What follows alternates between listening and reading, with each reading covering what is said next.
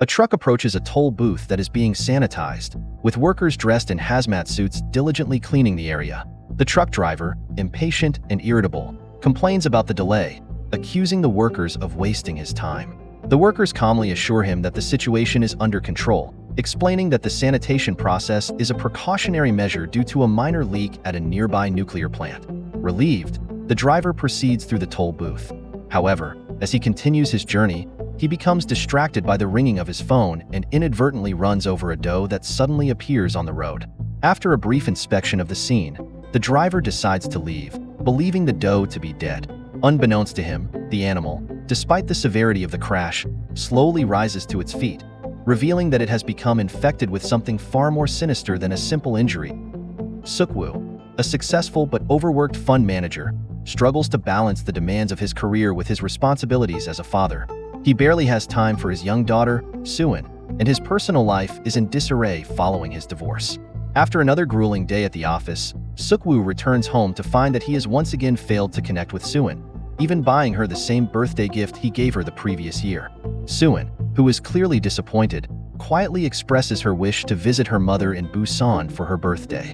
Suk-woo, initially reluctant and preoccupied with his work, dismisses her request.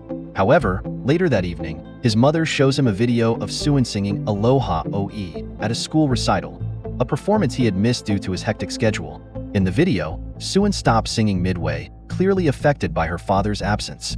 Overwhelmed with guilt and realizing how much he has neglected his daughter, Suk-woo decides to honor her request and books tickets for the early morning KTX train bound for Busan. The next morning, Suk-woo drives Suin to the train station, the tension between them still palpable. On their way, they nearly collide with a convoy of ambulances and police cars speeding in the opposite direction.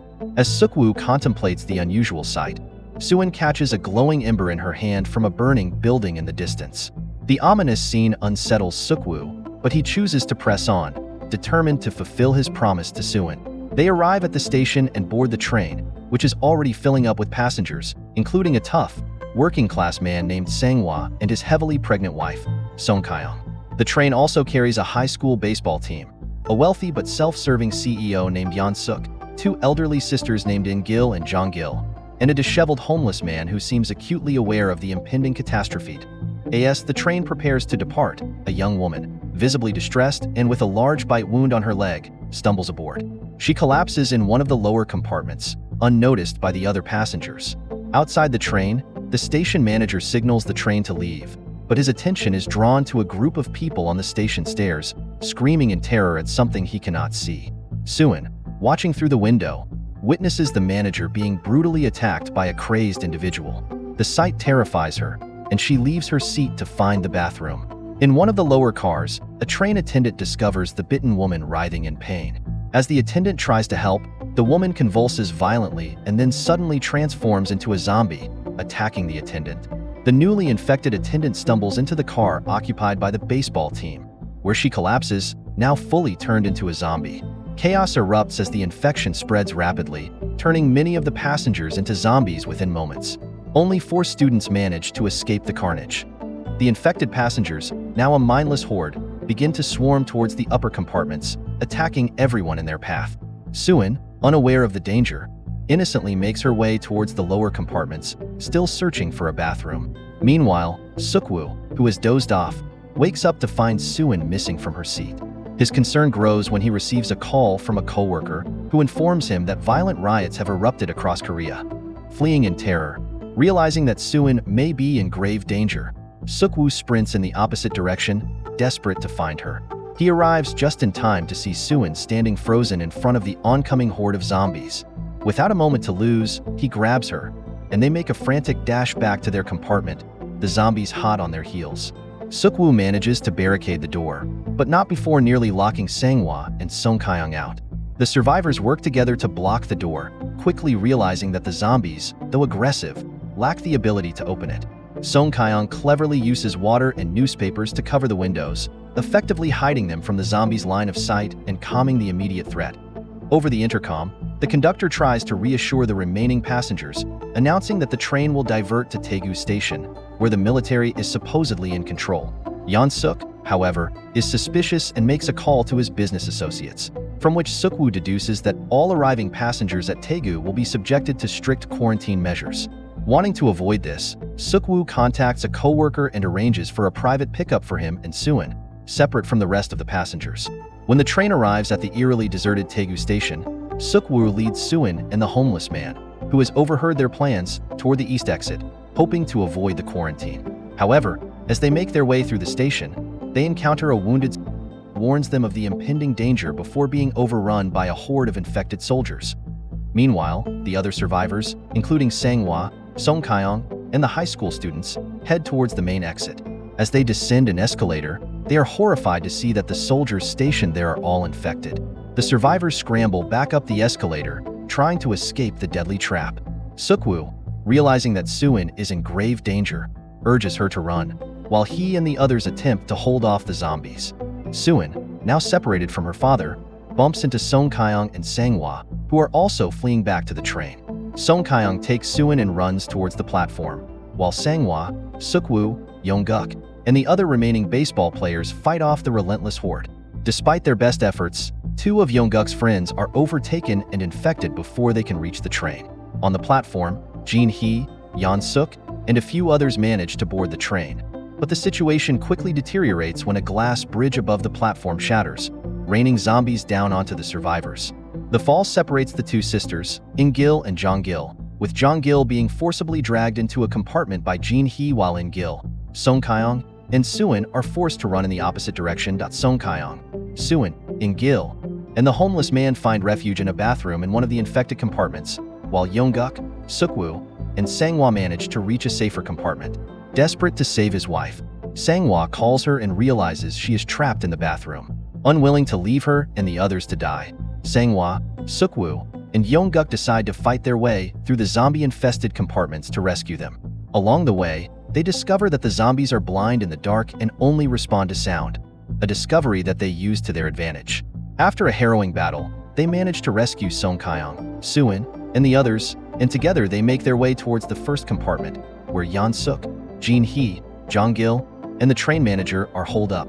However, when Yongguk texts Jin-hee that they have rescued the survivors and are on their way, the group in the first compartment reacts with fear and hostility, deciding to lock the door to prevent the others from entering. As Yongguk tries desperately to break down the door, Sukwu and Sanghwa struggle to keep the zombies from breaking through the other side. Realizing that they are running out of time, Sanghwa makes the ultimate sacrifice, telling Sukwu to take care of his wife before he is overwhelmed and consumed by the horde. In his final moments, Sanghwa manages to convey the name he has chosen for their unborn child to Song Kyung before he is taken by the zombies. With Sanghwa's sacrifice buying them precious time, the survivors break down the barricaded door and rush into the compartment, though In-gil is tragically caught and eaten in the process. Furious at the needless loss of life, Sukwu confronts Yeon-suk, demanding to know why he locked them out. Yeon-suk, refusing to accept responsibility, lies to the others, accusing Sukwu and his group of being infected. The remaining passengers, now paranoid and terrified, force Sukwu, Suin, Song Kyung, Yongguk, Jin-hee, and the homeless man into the vestibule, where they are isolated and locked in. Distraught by her sister's death, Jong-gil opens the door to the zombies, allowing them to take her and the rest of the compartment. The train continues its journey, but as it nears Busan, it is forced to stop due to debris blocking the tracks. The conductor exits the train and finds an undamaged cargo train, which he begins preparing for departure. Sukwu's group, now reduced in number, decides to separate, with Sukwu leading Suin and Song Kyung towards the main tracks, while Yongguk and Jin-hee head in another direction. However, the journey is fraught with peril, as they must navigate through derailed trains and burning wreckage while avoiding the ever-present threat of zombies. Yeon-suk, having survived by cowardly hiding in a bathroom, emerges and encounters the train manager.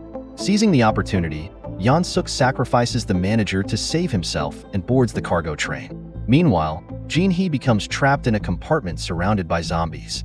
Yongguk tries to save her, but she is bitten, forcing him to hold her as she turns before being devoured himself. Sukwu, Suin, and Song Kyung reach the cargo train and manage to board it just as the zombies close in. However, Yeon-suk, who has also boarded, is revealed to have been bitten during his escape. As he slowly succumbs to the infection, he pleads for help, but Sukwu, recognizing the danger, tries to push him off the train. In the ensuing struggle, Suk-woo is bitten but manages to throw Yeon-suk off the train. Knowing that his time is limited, Suk-woo quickly instructs Song Kyung on how to operate the train, ensuring that Soo-in will reach Busan safely. In a heartbreaking farewell, Suk-woo gently guides Soo-in's hand, placing it on the train controls before locking himself out of the cockpit. Soo-in, in tears, begs her father not to leave her. As the infection takes hold, Suk-woo climbs onto the back of the train, his thoughts filled with memories of Soo-in as a baby. In his final moments, he smiles through his tears before allowing himself to fall off the train, sacrificing his life to protect his daughter. The train continues its journey and finally approaches a tunnel near Busan. Song Kyung brings the train to a stop, and she and Soo-in begin walking through the tunnel towards the city. However, as they near the exit, they are confronted by soldiers who, unable to determine whether they are infected, prepare to shoot them. Just as the order is about to be given, Soo-in begins singing Aloha Oe, the song she had saved for her father, her voice echoing through the tunnel. The soldiers, recognizing the humanity in her voice, lower their weapons and rush to the survivors' aid. By the way, I am Serge's Mike. I cried a lot while editing this video, so kindly say sorry by subscribing to the channel. Also, here are some interesting recaps I recommend you to watch.